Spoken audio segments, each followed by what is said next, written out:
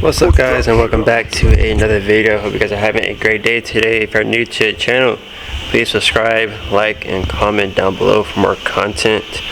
And we're gonna go ahead and jump right into this. We got some more parts to put on.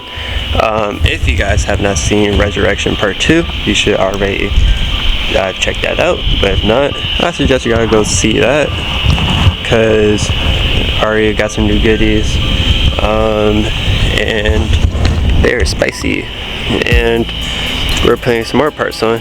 So let's go ahead and hop to it. And normally people would do this in sections so they can see tit for tat. I don't want to waste my time doing that, because if I gotta do one thing, it's gonna get done while doing another in the process.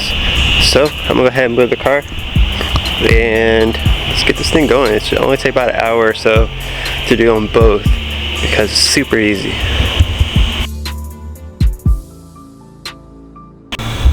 Alright, so my predicament is I got all this off, no problem. I got the 3 bolts that hold the regulator and motor in. Now I'm at the part where you want to tape the window. Now if you guys can see by all of the plastic and tape that the window's already down and it can't go up. Oh, it's fucking stupid. But I think what I'm gonna try to do is turn a car on, use the handle button, use the button for the window, and try to work it up from the inside, and try to work it up that way so I can hold it up and get the regulator and motor out, because I'm replacing both, and it wouldn't make sense to replace one without the other, and I don't want to have to deal with this at all again. So I'm replacing them both. So I'm gonna see if my theory works, and then I'll update you guys to see if it works, and if it works, I'll recommend it. If it doesn't, forget I say anything about it. Alright, it is a little bit of time later, so don't worry about what I mentioned before about that quick that tip. So it took a lot for me to get the green clip unhooked. So you can definitely tell this one's bad. There's a lot of slack here, and it's not supposed to be slack right there. It's supposed to be like this. This is the brand new one before I got cut off. So this right here, it looks like it got jammed up. Nothing I'm gonna do for that. So I'm gonna go ahead, try to put it back in and see if it works. And I would say for a good tip is there's like this block right here. Try to brighten it up for y'all. There's like a block right here, and there's got one screw right here, and got another screw right here. Just undo the first one and turn it up, and then you'll be able to take the whole thing out a lot easier, if you guys were wondering. So I'm gonna go ahead and struggle putting this back in, and I'll be ready to finish this up. Alright, got the window regulator motor, well, the window regulator and the motor. I got that in, got everything clipped up. I do have to get this window retinted, so should probably do that in this video, because I don't want to leave it all jank. But I did tighten everything up. I didn't have to put the clamps on. It does look like it's okay. I'll mess with that in a little bit. Probably do that in this video too. But I got the main part done. Now you gotta ride around looking jank. Your boy got a window. Ain't nobody bust my shit up. Anyway, I'm about to go ahead back to get this thing up out of here and call it a day. And I'll catch y'all in a bit.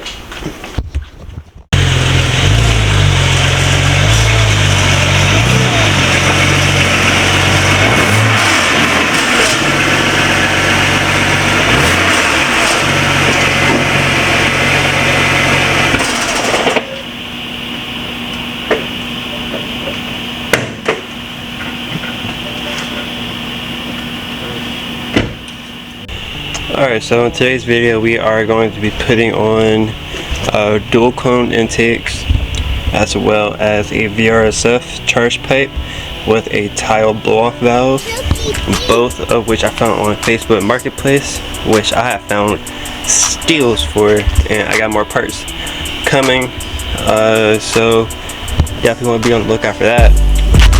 And we got bugs flying all around me, got me all jumpy and shit. But let's go ahead and get this part off. We got a couple bolts up here to take off. I don't have all four, got lost one, and gotta take the sensors off. So take the cowl off, undo this, and then everything would be easy accessible. Alright, so got that off. Easy, light work. So I figured I might just walk you guys through this a little bit, because I don't know, it's different. So we gotta pop this line off right here. It's the one that circles around the air box. Gotta take that out. And I find it easier to take the box out just by plucking these out, taking the top off, loosen up a few things. I know there's a tab down here. It's right there. Kind of hard to see. Let's see if I can brighten that for you. It's kind of hard to see, but it's right there. It's kind of hard to see, but you gotta take that tab out, take this tab out, that'll get loose. That'll allow you to move this out the way. And then loosen up these clamps. You got one down here, you got one back here. You got one right there. And that comes out. And by the way, if you're doing your the oil filter housing gasket, you gotta take all this out. So I don't know how you guys do your modifications, but if you guys happen to have intakes that you're putting on at the same time as putting the gasket on, I would say now is a good time to do it. Or if you're doing the valve cover gasket, because you got to do all this anyway, now is a good time to replace this, and add that. So there's a lot of conveniency here.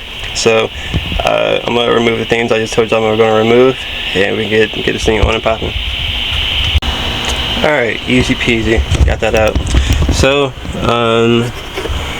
I have a few things I need to disconnect here. So take the shades off. So for this, you're gonna have to disconnect this part right here. You have to disconnect it from back here as well, and then you have to disconnect it from here. You have a vacuum line that goes into here. That's where you get your blow off, and the line from the blow off valve is going to go back into your intake manifold. That is brittle. You don't want to break that. Loosen up this clamp right here. It's only a rubber, so it should be easy. Because all one unit. I think somebody has been in here before, because there's supposed to be a bolt right here that's gone. So we ain't gonna bother touching any of that. We're gonna take it all out of one unit. And for the sensor I have on mine, because the guys left it on there, I believe it's the same, so we're gonna leave it on there as well. Car's gonna have to get tuned anyway. And yeah. Oh, and by the way, side note real quick, you guys can see that the VRSF oil catch can that I installed, which I put on when I did the valve cover. So let's go ahead and get into this, because it looks nasty, and I'm doing this with no gloves. Alright, so got the charge pipe in there. I'm not gonna lie to you, I don't really like this placement right here, but that's the best I can get to.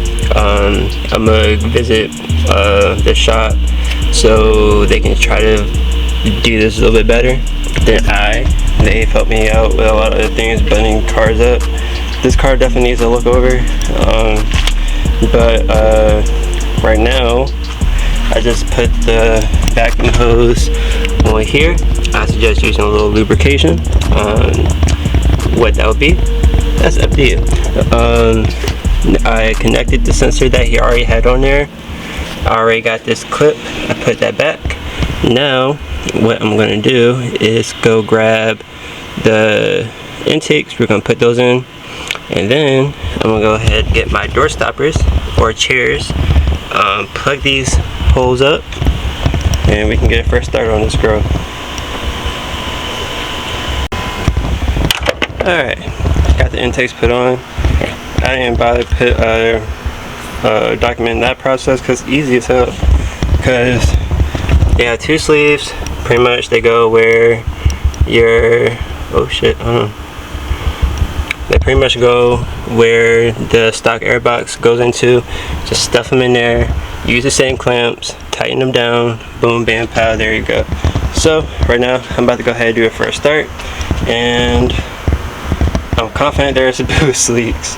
So I don't really want y'all to really refer into my video for a DIY. However, I will give you a tip though, because I watched one video but then I had to reference a different one. So these clips right here, when you're taking off the stock charge pipe, you have to open these, raise these tabs up, and then twist it to your left for both of them. You don't have to worry about these. You just gotta do it for this part and that part. It took me a while and I even broke a tab. So, and then when we got to the taking off the stock vacuum line for the charge pipe, I used a pick to pry it, and then I pulled it and it came off. It worked for me. It may not work for you, but be mindful not to break that. I was definitely scared of doing so. So I'm gonna mount you guys up. Let's get a first start. Also, I'm pretty sure there's gonna be a check engine light. Pretty sure there's gonna be some check engine lights.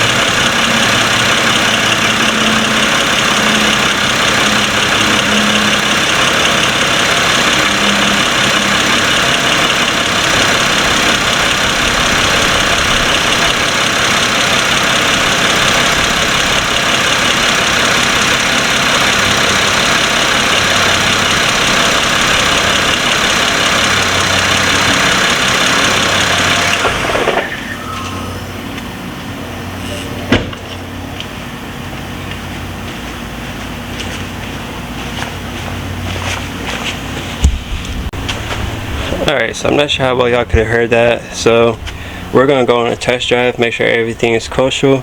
No check engine lights right now, but this is a lot cleaner than what I was looking at beforehand. So I'm going to go ahead and put everything back. I got to hit the road so I can get that harness for my tail light. And yeah, I'm going to go ahead and conclude the video from there. Alright, so I'm not going to lie, it's kind of hard to hear it.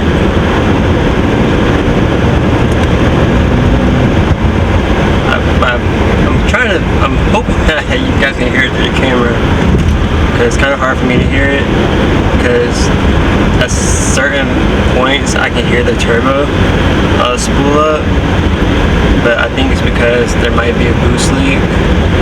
I don't know, but I'll give y'all some revs from outside, and maybe y'all can hear from better out there.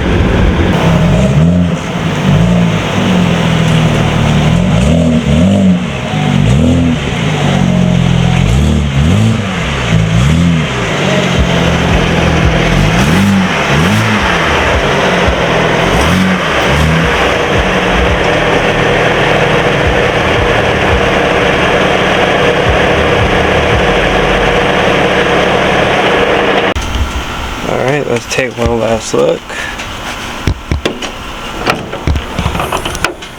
Yes sir, everything still looks like it's in place. This engine bay really needs to be cleaned up. But that concludes it for today. And if you guys want to catch more content, you already know what to do. Subscribe, like, and comment. And I'll catch you guys in the next video. And you guys know my motto is